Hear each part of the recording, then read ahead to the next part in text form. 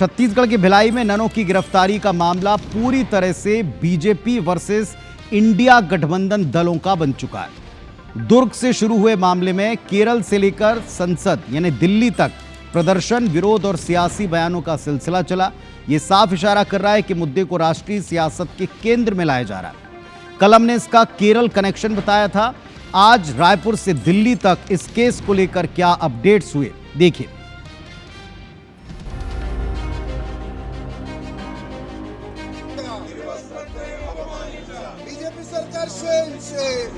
छत्तीसगढ़ में 2 Catholic nuns की गिरफ्तारी को लेकर संसद के बाहर जबरदस्त हंगामा हुआ। कांग्रेस महासचिव प्रियंका गांधी वाड्रा की अगुवाई में केरल के कांग्रेस सांसद ने जोरदार विरोध किया। कांग्रेस संगठन महासचिव केसी वेणुगोपाल समेत केरल के सांसद प्रदर्शन में शामिल हुए। सभी ने दुर्ग में गिरफ्तार नन्स को रिहा करने की मांग की। सदन के बाहर अगर कांग्रेसी सांसदों ने प्रदर्शन किया तो सदन के भीतर बीजेपी सांसद महेश कश्यप ने इसे बस्तर में सालों से चल रहा षड्यंत्र करार दिया। Nuns from Kerala were very badly ill-treated. They were accused of things they were not doing. They were manhandled, and then they were taken away by the police in Chhattisgarh. And we are protesting against this kind of attack on minorities. Frankly, the government doesn't take action on anything except their publicity, their PR, and when elections are coming, what face they want to show to the public. हमारे जनजाति बहनें जो अबूझमाड़ वहाँ के बेटियों को अलग अलग राज्य में ले जाके धर्मांतरण जैसा जाल में फंसाना, उनको शारीरिक शोषण कराना, हमारे जनजाति बेटी बहनों को रक्षा करने के लिए स्पेशल कानून बने। उधर सदन के बाहर हंगामा हुआ तो इधर रायपुर में बजरंग दल ने आंदोलन की चेतावनी दी। संगठन कहता है कि आदिवासी समाज की बेटियों से जुड़ा संवेदनशील मामला है। मांग है कि नन्स पर कड़ी कार्रवाई हो। साथ ही बजरंग दल ने कांग्रेस पर जमकर हमला बोला।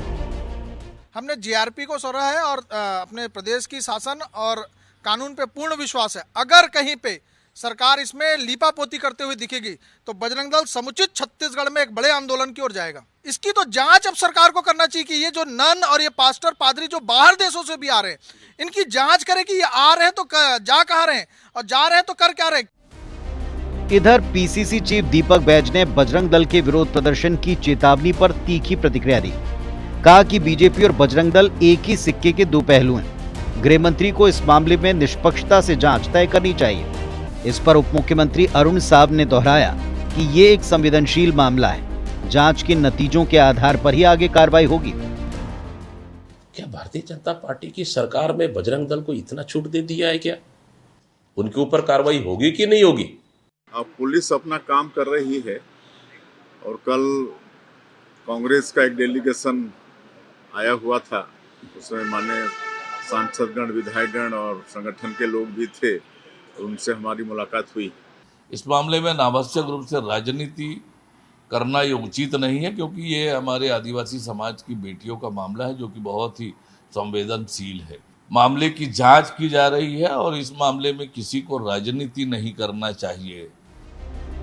इसी बीच केरल से 2 कांग्रेसी विधायक रायपुर आए। दोनों विधायक नन से मिलने जेल गए। इसके पहले इंडिया गठबंधन के 4 सांसद भी नन से जेल जाकर मुलाकात कर चुके हैं। केरल से कांग्रेसी विधायक रोजी जॉन ने कहा कि उन्हें भारतीय न्यायपालिका पर पूरा विश्वास है।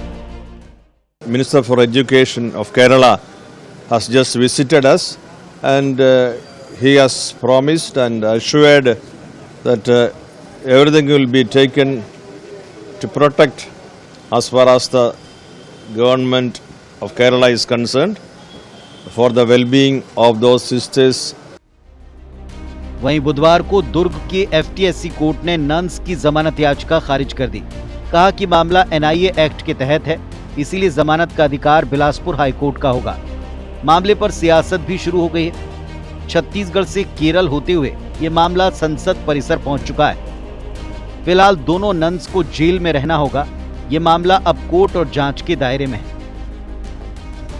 Bureau report, IBC 24।